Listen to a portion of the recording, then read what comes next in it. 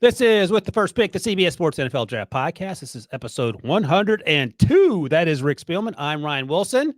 Happy holidays, Rick. Got my trees up. You have what looks like a what kind of cactus in the background? What do you got there? I don't, we can't put our holiday decorations up yet because, unfortunately, after the storm down here, we have a termite problem. So our house is getting tended next week for 3 days with poisonous gas. So if I'm sure my wife will wake me up before they start tenting the house and lock me in. I'll call you just in case. Just if I can get just a double check that I got out of the house in time, because I may be laying on my back with all my legs and arms up like this, like the rest of the termites in the house, if I irritate her any more than I am currently doing right now. Yeah, we don't want you doing a podcast from that seat while the house is tented like in Breaking Bad while you're in a hazmat suit. So let's make sure we double check on Rick. Roger, I like that prayer. Rick is a little giddy because he's been traveling all over the country. So we'll see how this plays out. But today, Rick, we're doing something that should be a little easy. Doesn't require a lot of. Can I wear a hazmat suit or no? Please. Yeah, please. I think Debo's in cahoots with my wife. Yeah, I think he doesn't hide his emotions well when we irritate him. I get it. But today, Rick, should be a little easier for you because we're talking conference championship weekend, specifically the Power 5 schools, and some of the players we'll have our eye on as the college football season winds down. I can't believe we have one more week, Army, Navy next week, and then the bowl games start up, and that's a wrap. But first, in case you missed it, on Tuesday, you and I did probably our penultimate, next to last pop or drop. We looked at old J.J. McCarthy in Michigan and Drake May at UNC, Washington State's Cam Ward, as well as some other non-quarterbacks who will be in the first-round conversation. And as always, we looked at the rookie quarterbacks and how they did around the NFL. What's next for the Panthers now that Frank Reich's been fired? And as we usually do, we ranked our top 5 rookie performances from Week 13. But before we go any further, Rick, if you're watching on the old YouTubes at NFL and CBS, you can see on the official With the First Pick Draft countdown board what we got left. Well, we have 146 days left until the 2024 NFL draft. And I don't know, this is 102 episodes now. But just to clarify, because we got into this a little bit on the last podcast, is that you and Debo have the rankings of the rookies. You don't ask my opinion. Right. Which I'm apparently that's why I'm just a supporting actor in the show.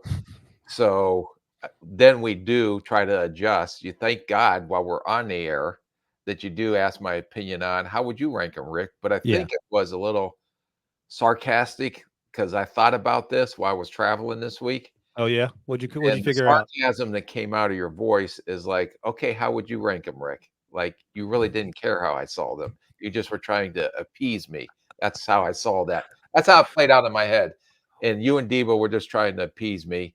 Because Debo threw in Jalen Carter, who didn't do much that game except who you hate more than Puka Spielman. Puka Spielman. I just had to get that off my chest. Okay, I get it about that a lot. And so your sarcasm and Debo's sarcasm on your side meetings when you're having coup meetings without me in there about meetings. Yeah. My staff used to have coup meetings all the time. I would walk in and bring all the scouts and what are you guys doing? Another coup meeting. Okay. Well, I think Debo pointed out last show that he was trying to take some things off your plate because you are not one to be quiet about the anger with which the homework you're given, how that frustrates and angers you. The homework because the homework is good for us because how much more prepared for the draft coverage will we be this year compared to last year? All right. Well, here I'm going to say this as. But what I get, I don't want to say angry because I don't get angry, is that when the directions on the homework are not clear cut, that's where it becomes a little gray area. And I'm used to black or white. This is what we're doing. All right. Well, I will make sure that next week's pop or drop or the ranking the quarterbacks that you are asked to rank them as part of the homework assignment. So I'm you're not doing that. It's not my contract. And there it is. All right. By the way, last week, Rick, we did the old redraft of the 2023 class, top 14 picks, top half of the class there. So our NFL draft editor Kyle Stackpole asked me to turn that into something for the website. So I did all 31 picks. And if we have a little time after we get done going through the conference championship games, I'll unveil those 31 picks to get your reaction in real time because you haven't seen them. Oh, no, because again, another coup on the side where I had to write it for the website. Why? You didn't want to be involved with that. You don't write on the website, and you said you refused to do mock drafts, so I didn't even bother you with it. one other entity, they asked me to write an article once a week. I might as well. I'd rather have my toenails pulled out, hanging upside down, than do that. I'd give you credit for sitting there and being able to write articles, because that is a tough task. And I even use that. What is that? AI. AI Typewriter. whatever. An AI typewriter. Rick uses an AI typewriter. Yeah, I just use a thing. I start talking. Hey, AI, this thing, will you? So Oh, I that's did. I sent two different art. I sent how I wrote the article, and then I actually plugged that article into this. What is it called? AI, whatever, number 7. Devo, you know Is what it I'm Chat GPT? Chat GPT. Okay, yeah. And it came out, and it sounded like very flowery, I guess would be the best way Yeah. to So it improved say it? it. No, they looked at it and said, "This isn't you." They said, "Never do this again. We'll just take what the crap that you give us, and we'll make chicken salad out of chicken crap that you send." That's interesting. They had a plagiarism detector and they caught you. It wasn't. I sent them both articles. I said, "This is the one with that chat thing, and this is GPT. the one my thing." There's Rick using the computer for the first time if you're watching on the YouTubes. I will say this, and then we'll get going here. When I started at CBS back in 2011, sweet mercy, that was a long time ago, I solely wrote.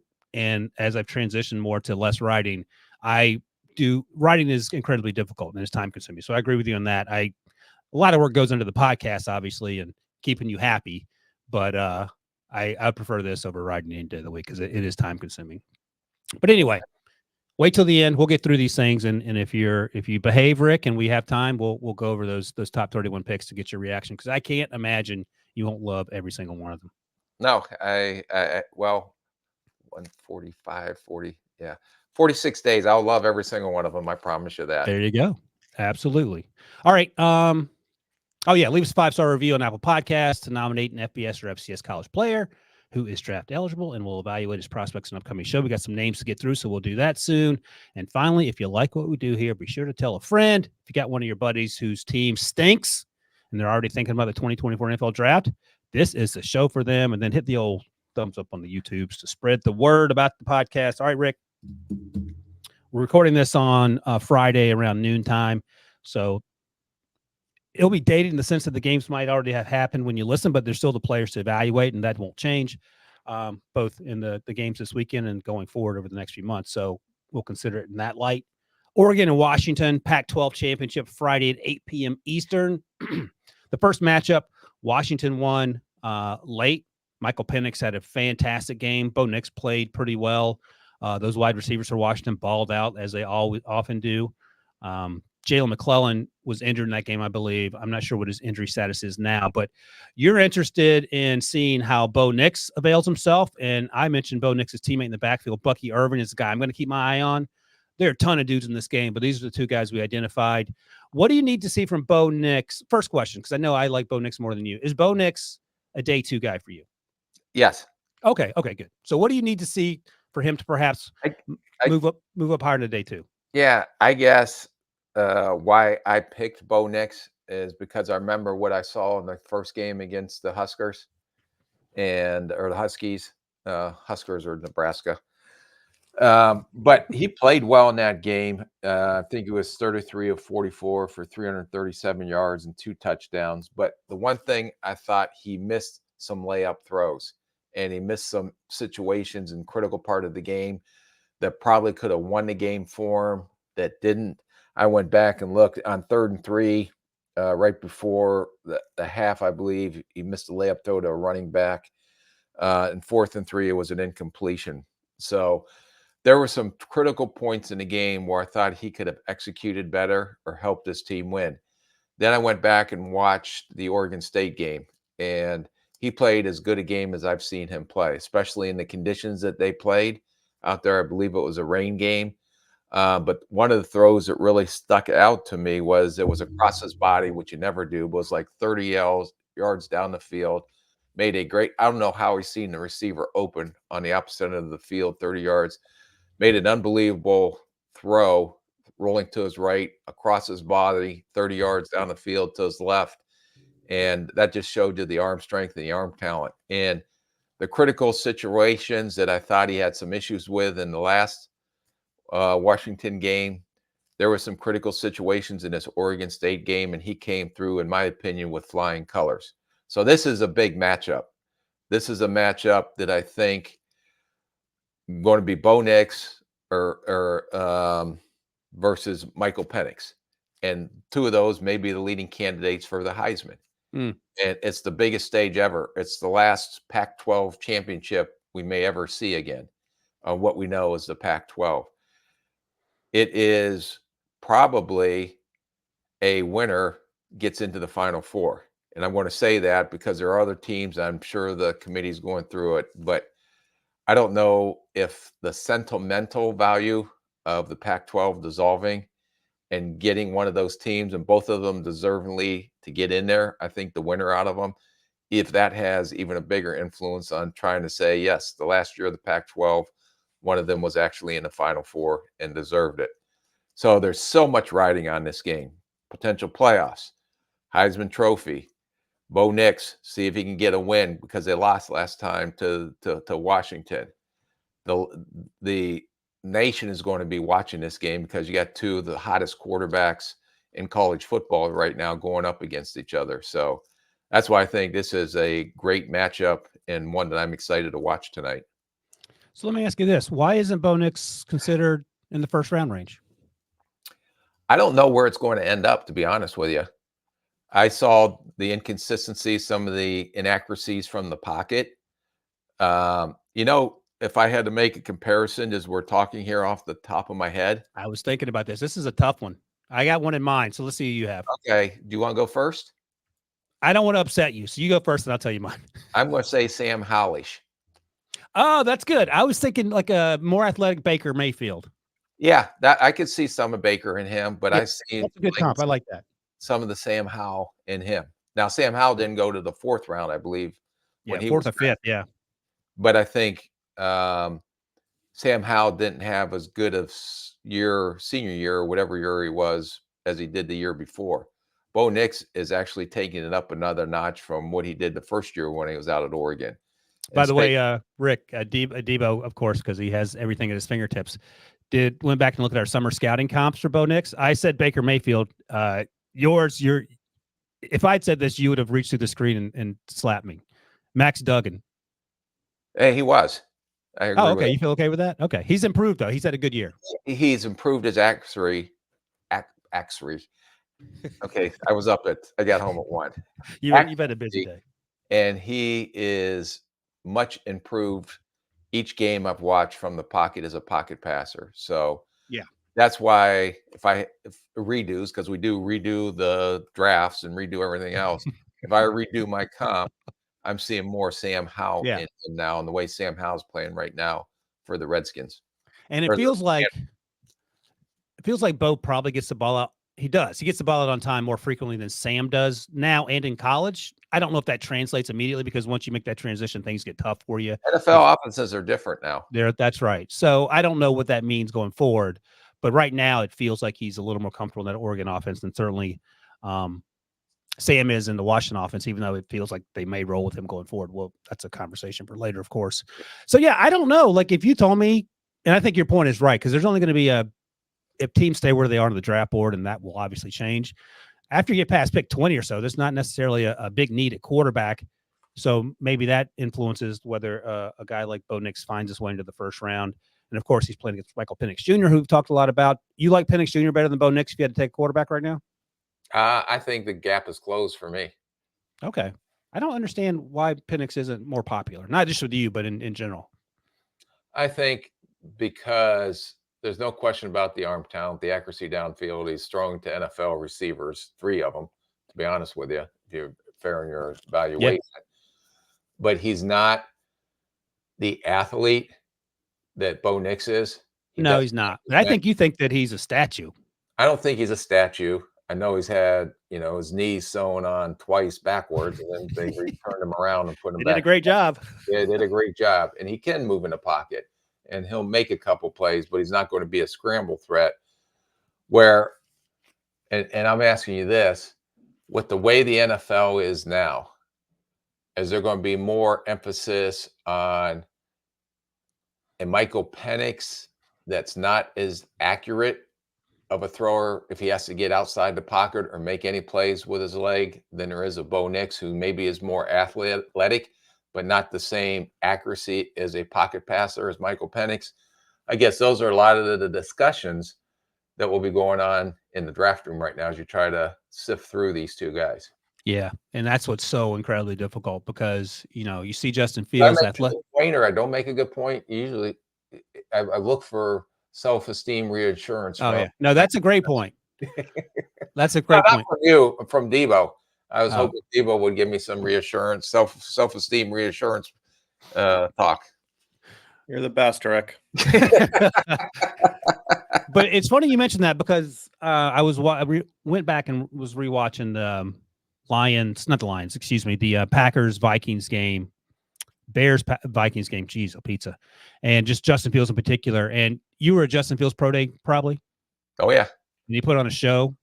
Yeah, and the athleticism just took your breath away, and so on and so forth. And that's the one thing. Talking to your point about Bo Nix being more athletic on the perimeter and doing those things. The other issue is you got to put the kid in the right offense to have that success, and it just doesn't feel like it's working for a number of reasons. It's not all on Luke Getsy and Matt Eberflus. Justin Fields holds the ball too long sometimes, but it's a bunch of things that have to come together, and that's why it's so hard to figure this out. I guess ideally you want Bo Nix and Michael Penix to morph into one player, and then you'd be all set, but I don't think that's going to happen. All right. Ton of guys in this game. The guy I want to focus on, and we haven't talked about him, even though he's had a great season, is running back Bucky Irvin. We haven't talked a lot about running backs, and typically because the position has quote unquote been devalued, perhaps we don't give it as much focus as we should, but he's been special. Now he's listed at 5'10", 190. He doesn't look to be that big, but he's twitchy. He's an asset in the pass game. He'll run between the tackles. He'll get the edge and then outrun everyone down the field. He does offer something in the return game, although he hasn't returned any kicks this year. He's done it in his 2 previous years. And he's a Minnesota transfer, so I don't know if you remember him from back in the day when you were going to those Minnesota games for fun. But where do you see a player like this? Because he feels like he might be like a 3rd-round pick for me because of that versatility, but I don't know if because of the way the position's viewed now, you get him on day 3, or even like an Elijah Mitchell type situation, you get him afterwards and you just roll with him and have a success. I would ask you this, and I haven't totally dove into his evaluation yet, but there's no question about the speed and the burst and how they try to get him in the open. Who was the kid that, let me ask you this, smaller backs, there becomes more and more of a role for these guys. They're not lead dogs, but they somehow carve out a role. And we've seen these smaller speed type backs. Gibbs is in a different category, but smaller in speed and explosive playmaking ability. Achane is smaller, better. I mean, not in the same class, but smaller, explosive speed, playmaking ability. And is that the kid you mentioned, the East Carolina kid in Baltimore? Yep. How do you compare those two?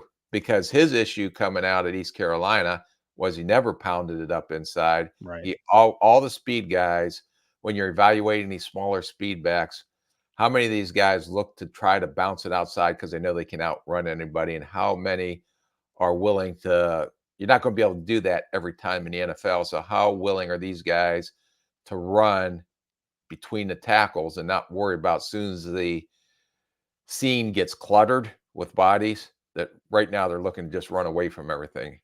So my question to you, is this guy one of those guys? And we talked about Achane last year. We felt that as a smaller back, that he's not afraid to pound it up in there. And he ran hard for a back, and he wasn't looking to bounce it outside all the time. Mitchell was a guy that wanted to bounce it outside all the time. He wasn't going to put his nose up in there. Where would you put him in the category between those two?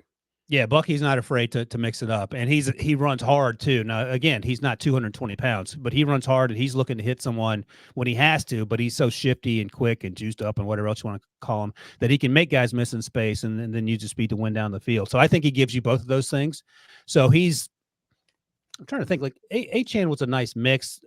Elijah Mitchell just did one thing, and that was run wide. And I think that Bucky And fast. Fast. Yeah, really fast. Bucky Irving gives you that, but he's not the athlete that A-Chan is, but he's an athlete though. So I think knowing that, and A-Chan went in the second or third, I think. So knowing that, does Bucky Irving go later, or do you find, and also fit certainly matters. Like they're using A-Chan properly and they're using Jahmyr Gibbs properly. But I like the idea of him going to a team, even like the Chiefs on some level, because Pacheco's more of a between the tackles guy now. Just he's out there just trying to run guys over, and he's over 200 pounds. But maybe Irvin's a change of pace like McKinnon is, your guy. So I don't know. Just the fit matters, but I think he has the capability of running between the tackles and the willingness, and he's not looking to bounce it just because there's a fat guy in his way. Okay, I agree with you. All right, so we'll see how that plays itself out during the draft process, but he'll be an integral part of what they do this weekend as well. All right, so those are just two names we're watching. There are a ton of dudes. I'll mention some quickly because we've talked about a lot of them. Torrey Franklin, the wide receiver I like that Rick does not like as much as me. Jordan Birch, the defensive end. Brandon Dorlus, the defensive tackle. All these guys are getting drafted. Braylon Trice, the edge rusher, of course, for Washington, and the offensive Fautanu, the offensive lineman I need to watch. I'm going to try to watch him today after we're done here. And then, of course, those wide receivers, Adunze, Jalen Polk. I'm not sure if McClellan's playing or not, but he'll also be in the mix as we go through this process. All right, going to take a quick break. When we come back, Rick, we're going to go to the Big 12 and talk about some dudes who want to see that Oklahoma State-Texas matchup right after this.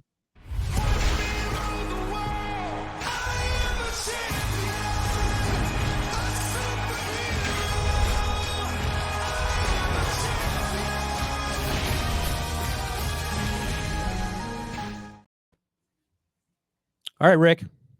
We've talked a lot about Texas over the course of the fall with Quinn Ewers, and it's not clear what his plans are going to be professionally or college-wise, so we'll find those out. Xavier Worthy, Jatavian Sanders, Adonai Mitchell. But you're going to go on the defensive side of the ball. You're going with one of the biggest human beings in college football, Tavondre Sweat, the defensive tackle. I watched him earlier this fall. What'd you think about him, and what do you want to see from him in this game? Yeah, this is a large human being, to put it in polite terms. Yeah, well, understating his size. Large does not describe what this man is. So I was kind of curious to see how this guy moves athletically. And there's no question, we talk about nose tackles or defensive tackles that can anchor at the point to hold the ground, versus combos, double teams, single blocks. And this guy, to me, takes it to another level about when you say anchoring at the point, because you can't move this guy off the spot. The only time I have seen him get moved off the spot is if he is working laterally down the line of scrimmage and his shoulders don't stay square. What defensive line coach, a lot of them teach, is even though you're getting reach blocked or anything like that, you want to use your hands and stay as square on that blocker as possible, because then you have a two-way go. So if the running back cuts inside, you can cut inside. If the running back cuts outside, you can get rid of the blocker and go outside. When a defensive lineman, when you're evaluating them, turns his shoulders as he's trying to pursue wide, all of a sudden it's automatic. His pad level gets higher. And if there are some kind of combo block or something, then he's given ground at the point. When this guy plays square to the line of scrimmage and puts his hands on you, you might as well be like running through a brick wall, because you ain't going anywhere. And you can hit your head 150 times and you're still going to be at the same spot you started. The wall is not moving. So I think that he is going to be looked at as a two-down nose tackle. Right. Thing that I was taken back from and a little bit surprised is that when he's not going to be a nickel third down pass rusher. I'm not saying that. But when he does some pass rush or gets some opportunities to pass rush, he has a very quick twitch swim arm over move. And for a big man, I was a little bit taken back by how his first step quickness was off the snap. Now he's got a ways to go as a pass rusher. He's not going to beat Aaron Donald. I'm not saying that. But I do think I'm anxious to see if he continues to maybe develop a little bit more as a pass rusher. And if he ends up down at the Senior Bowl, that watching him in one-on-one situations. Because some of the guys that we watched last year, remember, we didn't know what they were, but it kind of answered the question. Yep. Who the nose tackle from Wisconsin? Keanu Benton. Yeah, Benton, right? Well, I thought it was just a 2-down nose tackle till I went down there and see some of the stuff he did in one-on-one pass rush at the Senior Bowl. All of a sudden, this guy may be a little better pass rusher. He's not Aaron Donald pass rusher, but he may be able to give you a little bit more pass rush than you anticipated. So I'm anxious to see this guy with this unique size, what he does if he is invited down to the Senior Bowl. But there's no question that he is going to be a brick wall and a linebacker's favorite friend, keeping linebackers clean, the flow to the ball. And this guy is pretty unique. Yeah, I watched him earlier this fall against Baylor, and I remember I made a note marveling at how athletic he was for his size. Like he can actually get into passing lane. 300 and estimated 63 pounds. He was getting air and knocking passes down to the line of scrimmage. It wasn't like he just got his hand up there, but he was actually getting air and doing it. And everything else you described, I sort of mentioned that in my notes about his lateral mobility. I said he's not I wouldn't describe him as a sideline to sideline guy, but he moves pretty well between the tackles. Like he'll be disruptive both as a brick wall and, as you note, if he keeps his shoulder square in terms of standing up to and sometimes splitting those double teams. So where does a guy like this get drafted when you're talking about a 2-down guy? Almost certainly. Yeah, I think that the book is not done on him. That's why I think not even that he's going against the Pro Bowl center or anything against Oklahoma State. But I think if he can continue to show and what he's shown kind of throughout the season, I just want to see him, if he can dominate, the people he's playing against or up front against at Oklahoma State. But I want to see if really, I don't have a great feel yet, but does this guy actually have some pass rush ability? Right. Who's the big tackle that Debo loves that came out of Georgia 2 years ago, that Davis? Jordan. Yeah. And that play last week where he ran to the sideline, which we talked about in the last podcast, and now it took him 20 minutes to get him up off the field because he was tired. And because he had to run more than 20 yards. And he was moving, though.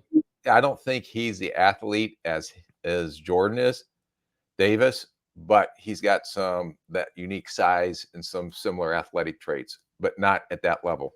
Yeah. Yeah, he's a fun watch, and he blocks out the sun for sure.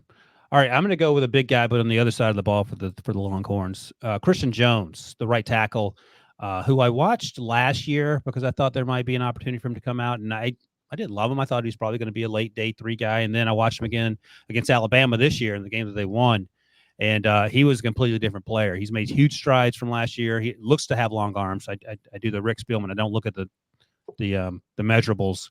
Just watch him. Big frame. He moves well on his feet, a lot better than last year. He was more of a lunger. It feels like he's more comfortable in his footwork.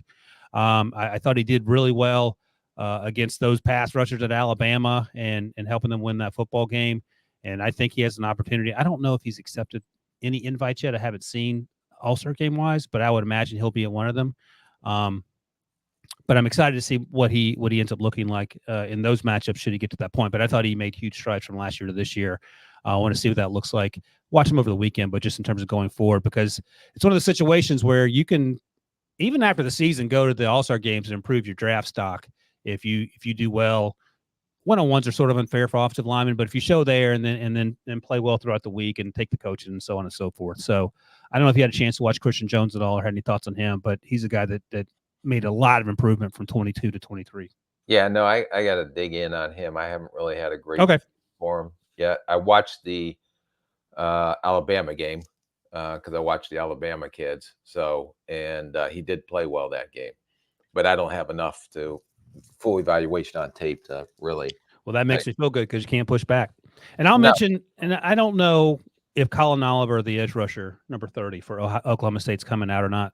I'll just say he's a really fun football player to watch, and I don't want to mention, where I think he gets drafted or anything like that, just because I don't know. But he is a fun football player to watch. So if he comes back, great for Oklahoma State. If he comes out, that'll be a conversation we'll have later. But he has flashed this season as well, and if he's playing, good luck to him against Texas.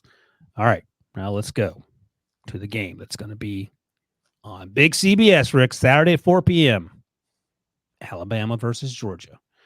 Now, the guy I have on here that I'm interested in, Ladd McConkey, didn't play last week because of injuries. Kirby Smart wasn't sure if Ladd would be healthy or not by the time when we're taping this, so we'll see how that works out. Your guy, Marius Mims, who you want to see, the right tackle for Georgia, who might be just 2 or 3 pounds lighter than Tavondre Sweat. He's battled injuries earlier this year. He's back. His most impressive tape probably came last year in the Ohio State game in the playoffs that we talked about over the summer. And he's been inconsistent this year because of that injury. Let's start with Amarius Mims, because I want to ask you, so little tape on a player, but his very first start in his college career against Ohio State in a huge game, national title game, playing the way he did, and then you don't have a lot to go on afterwards, and then you have to make a decision about taking him in the top 15, let's say. How does that work in the draft room? Yeah, that's hard because you'd like to have as much history as you can. When I watch this kid, there's another one that is unique size. I mean, he can dislodge people at the point when he puts his hand on you in the run game. He's an extremely athletic kid. At the second level, you see him like throw guys out of the barn at the second level when he locks on to linebackers and things like that. Then I was watching the Tennessee game, and then he had number 77, and I didn't realize the significance of the offensive lineman wearing jersey number 77. They're honoring, Devin Willock, who unfortunately died in that tragedy last year. So, I didn't know that either. Okay. Yeah, so that's why if you watch Tennessee, that's why he has jersey number 77 on. But this guy is way far away in pass protection technique. Athleticism, no question. Arm length, size. He moves like a left tackle. So it's almost like he's not nearly as polished as Tristan Wirfs is when he came out of Iowa. And he plays the right side. And you say, this is a right tackle that has left tackle athleticism. But sometimes that doesn't translate when you play him over the left side, because I don't think Wirfs is playing as well on the left side as he did on the right side, where he was all pro numerous years. So, but this kid was very susceptible to see Debo was on top of all this stuff. Look at Debo. He is very susceptible to pass rush moves to his inside just because he doesn't know what he doesn't know. Yeah. And he's not always trusts his technique. When we talked about Broderick Jones last year, I remember we talked about his unique size and athleticism, but he needed a lot of technical work. And this guy's even farther behind than Broderick Jones was, in my opinion. But probably a better athlete and stronger? Stronger. I don't know. I've said similar athlete, I would say. Okay. But he's played well down the stretch here in the couple games that I've watched. They really haven't played anyone. So to me, as an evaluator, and getting back to your original question, if I see him ball out at Ohio State like he did, and they have some 2 decent edge rushers there, and JT and Jack Sawyer. Yep. This game, he's going against maybe a top 10 pick in Dallas Turner. And Dallas Turner comes off both sides. And the other kid that's kind of what I'm hearing rising up the draft boards a little bit. Braswell? Braswell.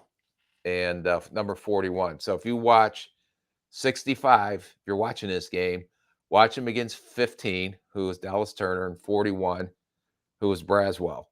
And Braswell's had a really good year rushing the passer. Now they're both. What? Will Anderson Jr. told me a couple weeks ago that he will take Dallas Turner and Chris Braswell over anyone. Like, he loves those guys and the way they work so much, and he's been impressed and texts them regularly, weekly, about the things they're doing and so on and so forth. So Will Anderson Jr. is a fan as well of number 41. Okay. I didn't get a chance to participate in that. You wanted to kind of limelight by yourself deal, but I didn't tell you till after it was over. yeah. Hey, did you know that I know you know Will Anderson very well and spent a lot of time with him, but hey, I interviewed him on the podcast. So again, Just none of you and Debo Koo going on behind my back. if people are listening or watching, the truth is that Rick was traveling and he knew full well, and he was upset about missing Will. And I told Will that you were very sad about missing him. But the other story that I was just trying to overthrow Rick is also that works too. So, but if he can ball out like he did against Ohio State, that's going to answer. You still know the holes coming in him, and you still know, is he durable? Is he going to line up for you for 17 games in a season? You Right. know, there's a lot of questions that still need to be answered. But if he can put together another game, especially against these two edge rushers from Alabama, that is going to jockey him as we already know who the top three are, in my opinion.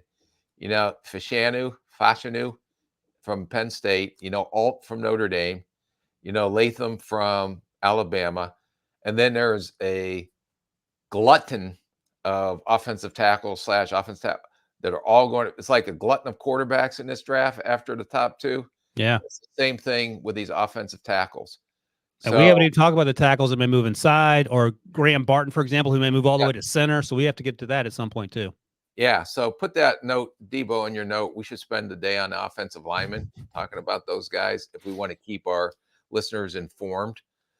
Since everybody wants to hear about quarterbacks all the time. Well, the dudes, you better know the dudes that are protecting them, or they're going to be on their back doing sleep number commercials for like Sam Howe is right now, or Bryce Young.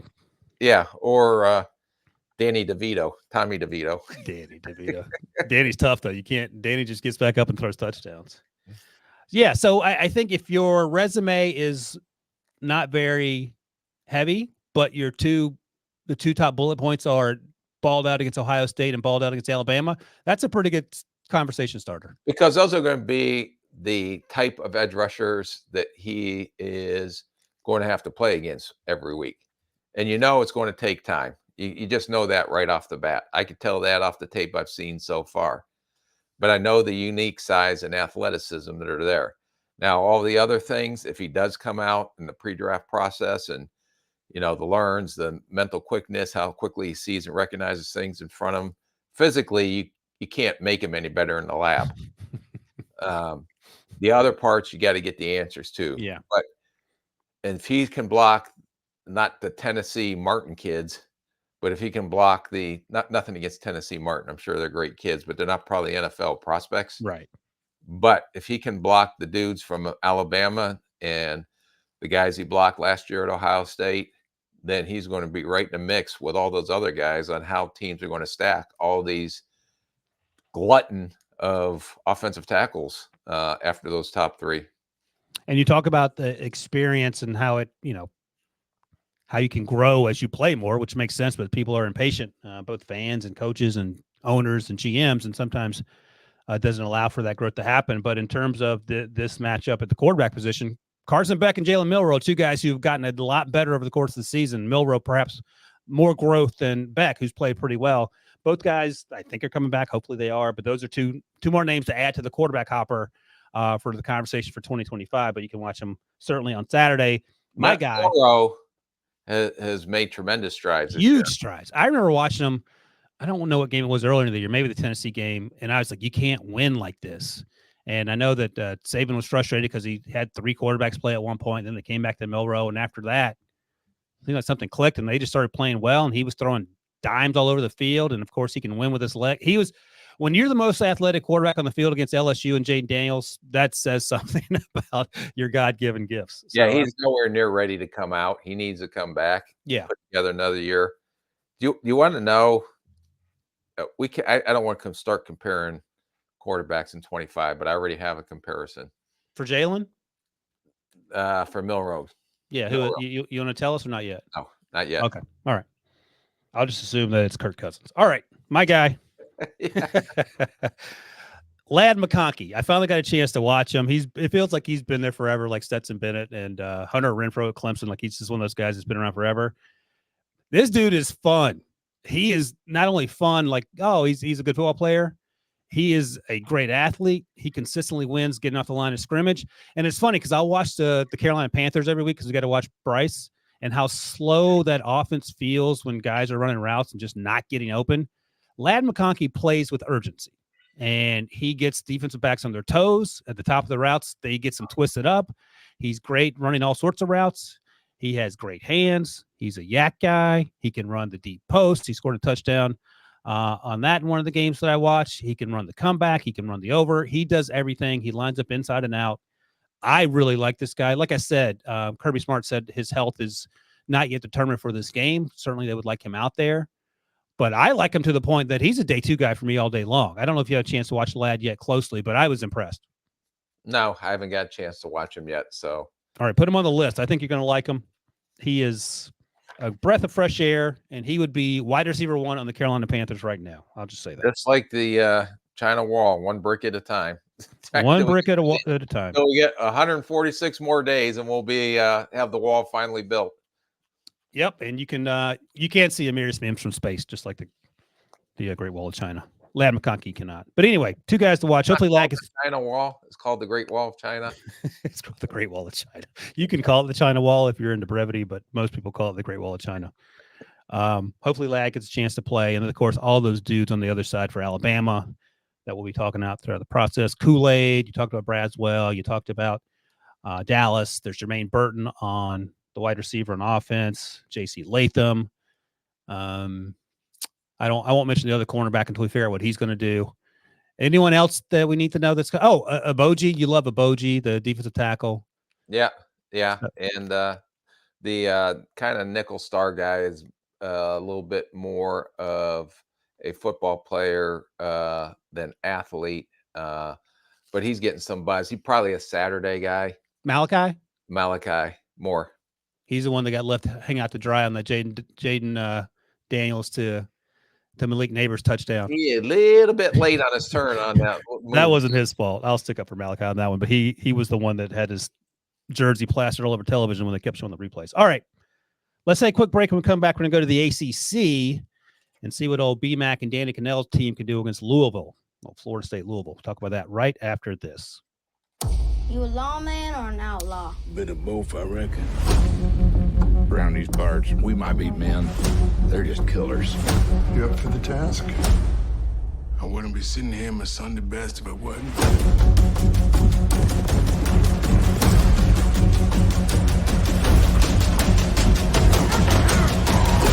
I'm warning you, your wicked days are done.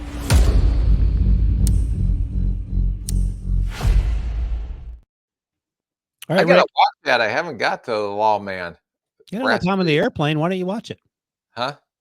You had all that time on the airplane. Why don't you watch it? I was on the airplane last night, and I have.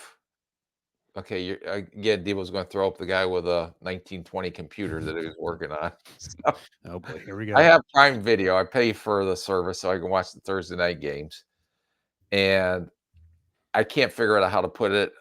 I can put Fubo on my iPad, but I didn't put Prime Video on it, so I couldn't watch the game. But there was some guy next to me, across the aisle, watching the game, and I said, "Excuse me, would you mind turning your screen?" Oh my God, you did not say that to him. Yes. So the guy turned his screen, so I was able to watch the game last night on Holy the Moses! Is plane. this your computer or your iPad? I don't know. What is there a difference? They're the Computer same has a keyboard. huh? Either way, you can download the Amazon Prime app. It's just the Amazon Prime app, not the Amazon TV app. Oh, I didn't know. Oh, Debo hit him with the Muppets, the old guys that sit in the theater and yell and scream at people. So then I said to the guy, "Do you mind if I hold it the second half because my neck's getting a crink looking across the aisle?" There's no way you said that. I did. Oh yeah, I have no hesitation. And it was ha ha he he type thing. All shits and giggles on that plane last night. Oh, you just said a curse word. Devo's got to go back and bleep that out. You're making Devo work. Oh my gosh. All right. Well, after the show, I'll help you download Amazon Prime so you can. Is it going to be as difficult as getting Paramount Plus on my TV? Well, here's the thing, Rick. I sent you the password and the username, and you chose to neither download the app or include the password and username. So no, it won't work unless you do those things. I'm just Okay. going to let you know now. There are a few steps to get there. That was a 2-month process. It really was.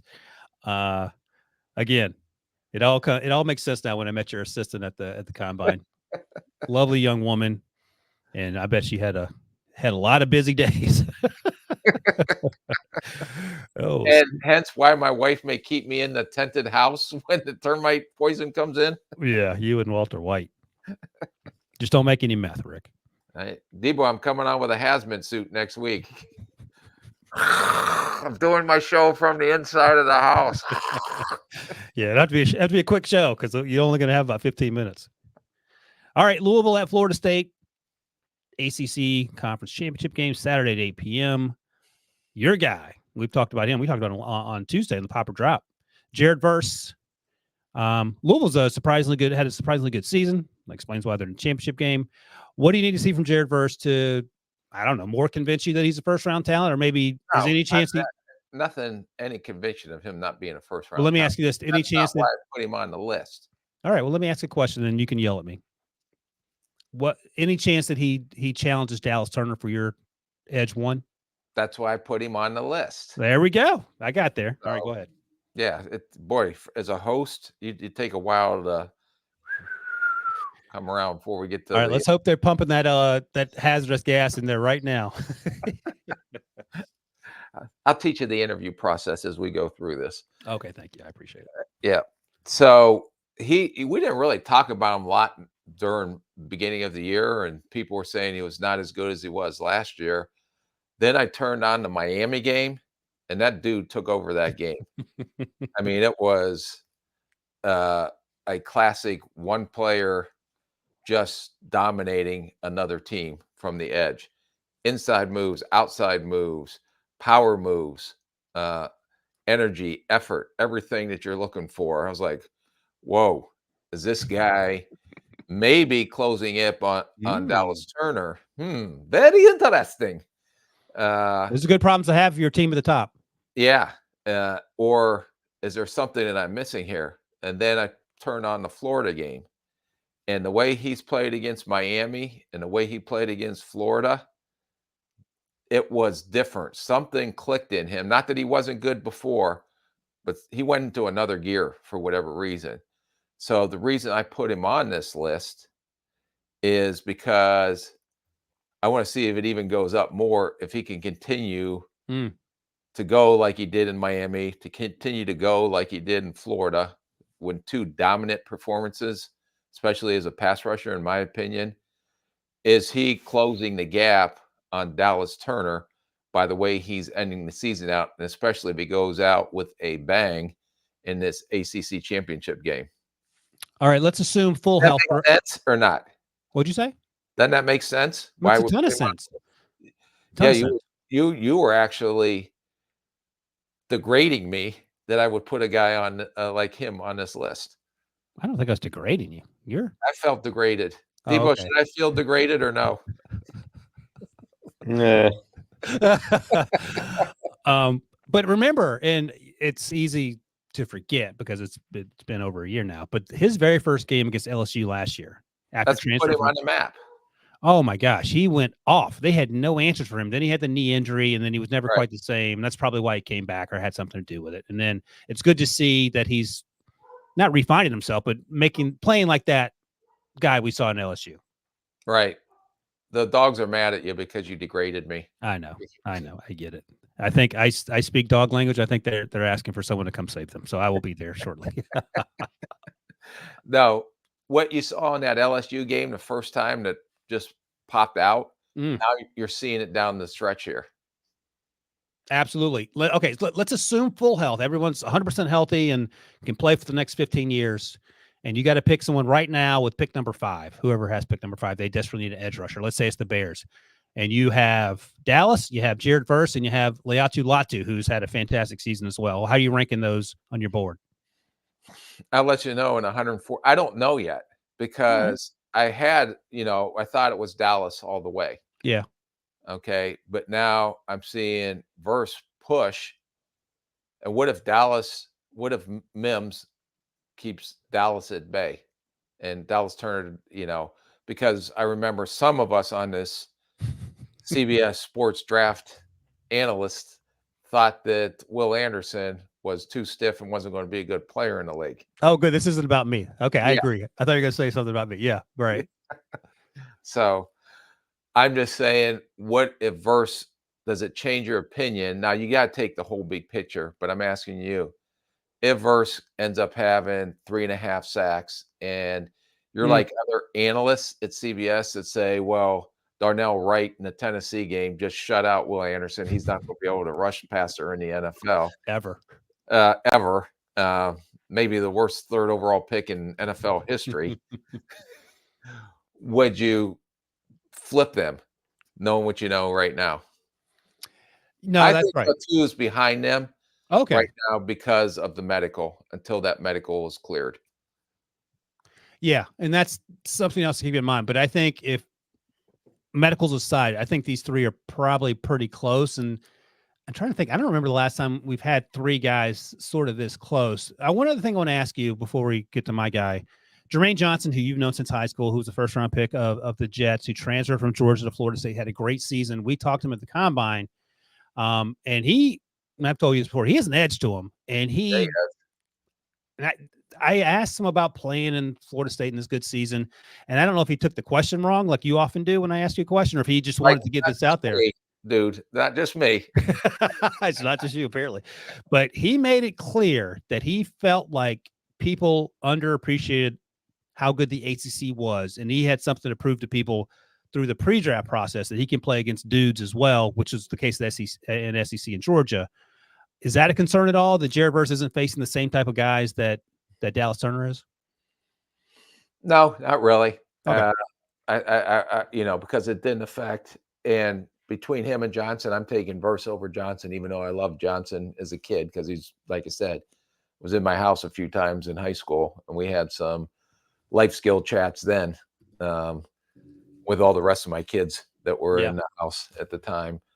But I would take Verse right now over him because I think Verse is a little smoother.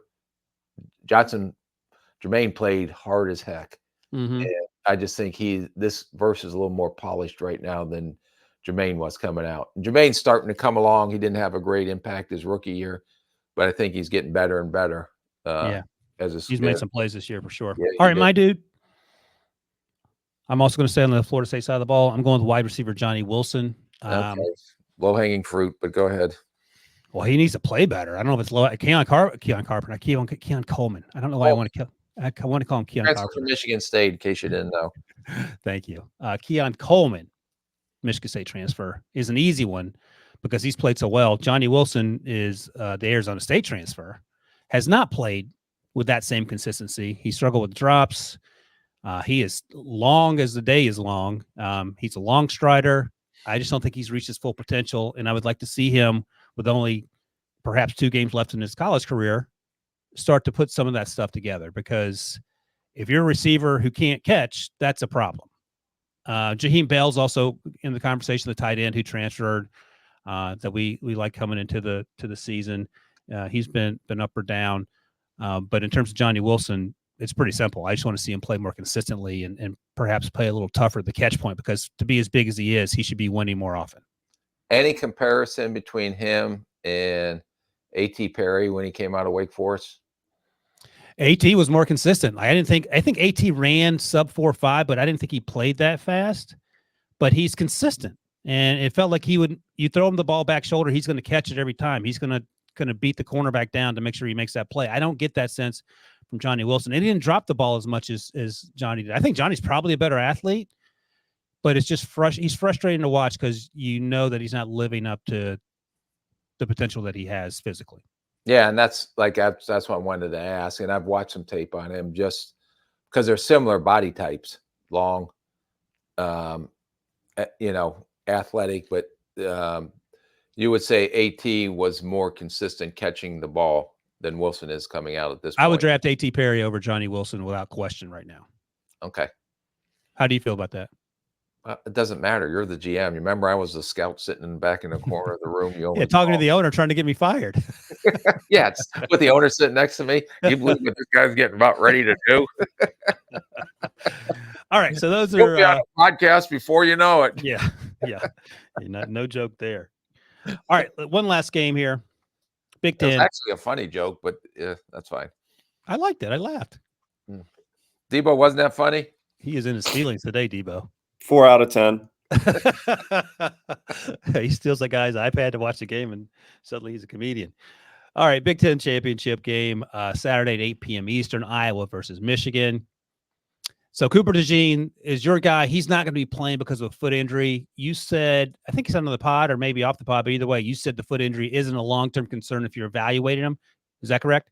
Yeah, damn, I forgot that he wasn't playing. So I shouldn't have probably, even though it wasn't clear in the instructions, I probably shouldn't have put him in. Thank you for taking some responsibility. These are matchups in the actual conference championship game. So I thought it didn't need to be written in black ink, but apparently it did. Debo should have put in the instructions guys that are actually playing. Well, Lad McConkey is iffy as well, but I wanted to get an opportunity to watch him. And Cooper DeJean, I went back and watched a few of his games because I hadn't had that opportunity. Went back and watched the Minnesota fair catch. What a terrible call. I know it's by the book. You guys gave me a hard time because I didn't see it and when it happened. What a terrible call. Terrible. You agree with that? Well, it's the rule. It doesn't make sense. He's trying to wave his player from running into the ball. I know, but how does the official know he's trying to wave the player away from the ball? I get it, but it's a terrible. Let me put it this way: it takes nothing away from the return. Fantastic return. He can still do that. He just has to keep his hands by his side until the last minute. I think it's the lesson there. In terms of cornerback, and let's start here.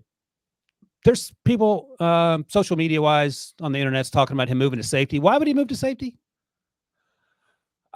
This is what I would say now that I did make a mistake. It comes because the directions weren't clear from Debo. But Debo will be punished. Go ahead. Sorry, I didn't know. Like, don't pick an Iowa player from 2009. I should have clarified that. You originally picked Noah Fant. Sorry, don't pick Adrian Claiborne. He hit you with Adrian Claiborne, Rick. Oh my God, I was doing Riley Reef. I went back and watched. Yeah, sorry, he's not playing. He's retired. He's actually retired from football. Okay. All right. Thanks. The one thing I'll say, and I'm going to switch my guy. That's fine. I want to watch in this game now. But first, can I say how, I don't want to say unfair it is, but how you can have You can say it. Michigan, Ohio State, Penn State, all in one division against and you would have to agree with me that the Big Ten West is nowhere near the level of play as the Big Ten East. That's so even Debo would admit that. Yeah, West is, but that's changing going into next year. There's not going to be an East and West with Washington, with Oregon, with USC, UCLA all coming in. It's going to be a no holds bar cage match. Yeah, and the best two will play in the championship game. So that'll be different going into next year. But wouldn't you have been more excited to see a rematch of Ohio State, Michigan than Michigan versus, and no disrespect, but to an Iowa team? Iowa's offense. We watched Cade McNamara before he got hurt this year, and that was not fun. And I'm sorry that Cade got hurt, and hopefully he gets fully healthy and goes on to have a great career. But yeah, that was not a fun watch. The defense is a different story. So yeah, I agree with that. That would be a nice matchup. I'm sure Ryan Day and Ohio State would like that as well. Yeah. So, but that's beside that point. So I'm going to switch over to Roman Wilson. You didn't answer my question. Why are we even talking about him as a safety? He's a cornerback, Cooper DeJean. I do, but then if you watch the Minnesota game as a corner, and I went back and because I wanted to watch from that game, I wanted to watch some of the stuff he did at corner. He wasn't as fluid in coverage, and even in the Northwestern game, I thought and they played that game in actually the Chicago Cubs Stadium. Oh, nice, Wrigley Field. Chicago. Yeah, I went to one of those games once. It was when I went to watch Northwestern and George Karlaftis. Oh, okay, Purdue, nice. Purdue, yeah, when he came out. kind of unique atmosphere to go to a baseball stadium and the historic Wrigley Field to watch a college football game. Just tidbit. Was the press box or the suite, was it set up so you could actually see the football game? I stayed on the sideline. I couldn't see it, so I went down and watched the game Look from at the you. sideline. Look at So, you. All right. Who's your new guy? My new guy is Roman Wilson, and we talked about him. He was a 5-star that we did, I believe. Yeah, absolutely. And he's a Saturday draft pick all the way. But wait, all the way? Yeah, he's not a Friday guy. Okay. I want to make sure that there's no opportunity for wiggle room. Look at Debo. He had that ready to go. He fired up the Roman Wilson photograph. If you're listening, he's got it up on YouTube's. Well, at least I know Debo listens to the show. Or he listens to the show as we make some twists and turns during this podcast. But all right, so what do you need to see from Roman Wilson? Because he hasn't got a ton of opportunities.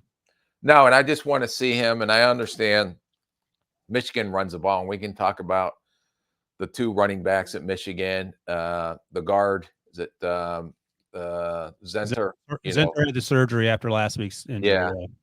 The center to me, the kid that transferred in, number 60, is more of a Saturday guy to me, but some teams have mentioned him. Okay. But Roman continues to show up and make plays. You know, he has speed. He's an athletic kid. He is not a polished route runner, but he makes some incredible catches. When we talked about him on the 5-star, the one incredible catch, you need to go watch that. I went over the DB in the back of the end zone versus Nebraska and came down with that catch. It's one of those catches where you catch the ball on the DB's back, continue to hold on to it. Yeah. And then whether it was, and depending on who you talk to, interception or completion on that touchdown in the Ohio State game, he just seems to come up and make some big plays for him when they need to. So I want to see if he can potentially continue to rise up the boards, because every game you watch, there's something that he does that you say, wow, I can't believe he just did that. And he is far from polished product, but I think he is continuing to flash every game he plays. I want to see if that flash continues in this game. So I would have loved to watch that matchup between him and the guy Cooper. That is not playing apparently, but it wasn't in the notes and in the homework. Is Cooper DeJean in your mind a first-round pick? Because I like him in the first round. Yes. Yeah. Oh, okay. But I could also see why people can see him as a safety too. Yeah. He's big. He's physical. I thought he moved pretty well. I just don't know if he moves well enough to play corner at the next level. Okay. That's where I'm a little, because I did earlier, the early tape I watched, I said there's no question this guy is a corner. There's no question he's a good football player. Then I soured a little bit in the Minnesota game and in the Northwestern game. And by the way, this is an important thing to note. I mean, you know this certainly better than I do, but that's why you have area scouts to find out if he has a lingering injury or something's going on, and that's why he didn't play up to par in those games that you're talking about. And Rick is our area scout, so I'll wait for his report to figure out if there's anything going on with Cooper DeJean other than guy in the back corner waiting to get called upon in Ryan Wilson's meetings. Get away from the owner, please. Chad Greenway not playing tonight either. Man, that's breaking news. All right, gonna do an emergency podcast on that one. All right, my guy. Now you're back on your game. Debo's back. He had his cup of coffee. My guy, and I love this guy. They're nickelback. He also plays outside. Mike Sanderstill, former wide receiver. He has 5 career touchdowns over his first 3 years there. He's older. I think he's 23 now. Had 5 touchdowns for Michigan in his first 3 seasons there. I think 37 catches. 4 if you're watching on YouTube. He has 4 if you're watching on YouTube. So he has ball skills. That interception against Rutgers is one of the best interceptions you'll see in college football this season. He cut in front of a quick screen to the wide receiver and then took it 71 yards to the house. He's undersized for what you would typically like. Like, he ain't Brian Branch built, but he throws his bag of bones around, as Rick likes to say, like he's Brian Branch. And I give him credit for that. He's fluid in his movements in terms of coverage on these short and intermediate routes out of the slot against these slot receivers. And he does a lot of things well. I actually was really impressed. I didn't know what to think going in. I think he's a day 2 guy, but we'll see as we get through this process. That's just my initial impressions. I don't know if you have a chance to watch Mikey Sanderstill, as Gus Johnson likes to call him on the broadcast. No, I haven't seen him yet, but I'll correct you. Okay, I look forward to that correction. But yeah, fun. So these were guys that, other than, I don't want to call out Johnny Wilson, but Johnny Wilson needs to step up. The other guys we had on this list, for the most part, we were all high on and just wanted to see them improve on their already good seasons. So, what do you think, Debo? Should we wait on the unveiling the mock draft? Or you want to do it real quick? It's your call. Let's hit it quick. All right, let's hit it quick. So here it is, Rick. Here is, if you're listening on the audio version, I won't read through all these names. Just you can check it out on cbssports.com. I did the redraft. Rick and I did 14 picks last week on the pod. I went back for the website to do all 31. So, Rick, we'll go through them quickly. Maybe I will end up reading them out as we go through it, just to get your opinion. CJ to Carolina, you're fine with that. Jalen Carter's what I had going to Houston, and then Anthony Richardson to Houston. Bryce Young to the Colts at 4. Devin Witherspoon, I took your advice. I had them staying with Devin Witherspoon, the Seahawks at 5. There's no reason to reinvent the wheel there. Will Anderson to the Cardinals at 6. My guy Will Levis to the Raiders at 7. Come on. They need a quarterback. Oh, come on. I took your advice. Bijan stays in Atlanta. Debo's Eagles gets Christian Gonzalez. We're assuming all these guys are healthy. I took your advice again. DeJuan Jones to the Bears. I like that. He has played better than, you convinced me, he has played better than Darnell, although I think Darnell Wright's done some pretty good things. What do you think about the Titans taking Paris Johnson Jr. over Peter Skoronski at 11? No. They need offensive tackle help in the worst way. Why are you shaking your head? No. No is why you're shaking your head? Who are you taking here? You staying with Peter? Mm-hmm. Yes. You need tackles. I'm taking Peter. Okay. All right. Peter's going to be a Pro Bowler. Stick with Debo's Andre Dillard if you want to, at your own peril. He will be a Pro Bowler. He's good. I think you had Tuli Pelotu going early, but I had him going to the Lions at 12. What do you think about that? That's fine. They need another pass rusher. Oh, although good. It's stuck with Gibbs. What about Joey Porter Jr. at 13 to the Green Bay Packers?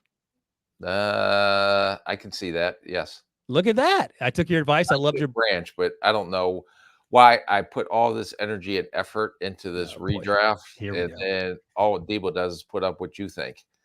This is what was on the website. I wrote this story for the website, Rick. It's not just me doodling in my spare time. I did take your advice. You did not take my advice. How could you take Porter over Branch? No, for the Steelers. I wanted Brian Branch to go to the Steelers. That's what you had. So I that's why I took your advice there. That's why. And Joey Porter to the Steelers, I already took him, so I was just trying to mix it up there. All right. And then knowing that, the Jets have to take Broderick Jones, right? Yep. All right. Then your guy Byron Young to the Commanders, since they don't have any edge rushers. You okay with that, or would you rather go in another direction? Another direction. What would you do? And I love him. Well, they need edge rushers. They need corners too. Well, they took one in Emmanuel Forbes.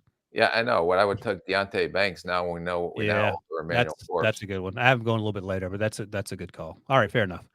Darnell Wright to the Patriots. Are you going to disagree that they need tackles as well? No, you got to take a tackle. Okay. And then I did still have your guy Jahmyr Gibbs going to the Lions, but this time at 18. And then Skoronski to Tampa Bay at 19. What do you think about that? Well, yeah, if I was going to take him in a way up there, yeah, of course I'm going to agree with that. Well, if you didn't think the Buccaneers necessarily needed that, or they needed something else. No. All right. I got to get my guy back on here. What about Tank Dell to Seattle at 20? Yeah, that'd have been a tough call between him and Jackson Smith and Jigba. He's played better. Yeah. He had almost made a great catch in the end zone last night, right before the half, I think it was. It was hard for me to look through two people's heads. That was a terrible call. Like, I understand that the Cooper DeJean punt thing was the rules. That was a terrible call. That should have been a touchdown for Jackson Smith and Jigba. That was a good game for him. All right, your guy Deontay Banks comes off the board of the Chargers at 21. No problem there. Okay, good. Zay and Jordan Addison stay in Baltimore and Minnesota. Then here it is at pick 24. Puka Spielman goes to the Giants. That's fine. Okay. But I don't know if they have a quarterback to get him the ball. Yeah. But at this point, which quarterback are you taking now? You take Hendon Hooker, but he can't play until he can't play. Yeah. I'm not taking any of the other ones yet. So Puka it is. Maybe Puka can play quarterback. And then Buffalo stays with Dalton Kincaid. I almost thought about Sam Laporta here, but they have similar numbers. Dalton's played a fewer snaps, but production wise, and he knows the offense, yada, yada, yada. 26, I had the Cowboys taking Anton Harrison at right tackle. What do you think of that? Yeah, I'm okay with that. Yeah, Terrence Steele has struggled at times, so that's why I took him there. Jacksonville takes Osiris Torrance, and you help on the interior. BJ Ojolari to Cincinnati over Miles Murphy. BJ's had a good season. Yeah, I'm okay with that. What about Sam Laporta to the Saints? Because that I would offense check with Breezy. really that Yeah. offense stinks. Well, so does their defense without the defensive tackle. Yeah, I had Brzee I mean, going I to shouldn't say that because they're pretty good on defense, but I would that would have been a tough call. But I Okay. would probably stuck with the defensive lineman. So I had Brian Brzee going with the very next picks to Debo's Eagles because they didn't get Jalen Carter, which is not a bad consolation prize. And then what do you think about Devon Achane to the Chiefs?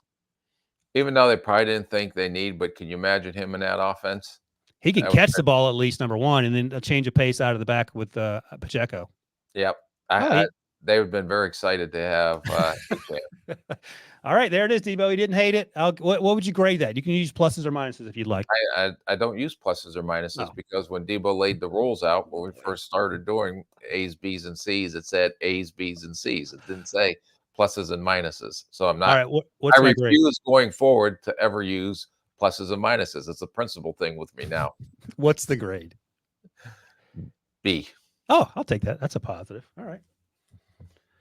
All right, I think that's it. I think we're done here. Episode 102 in the books, Rick. You can go take a nap now, catch up on your sleep, and we'll be back next week. I think we'll probably tape maybe one day later, but we'll sort that out. Anyway, thanks to all you guys who watch, listen, and comment. As always, thanks to my guy Rick for getting up early to do the show. Thanks to Devo for producing.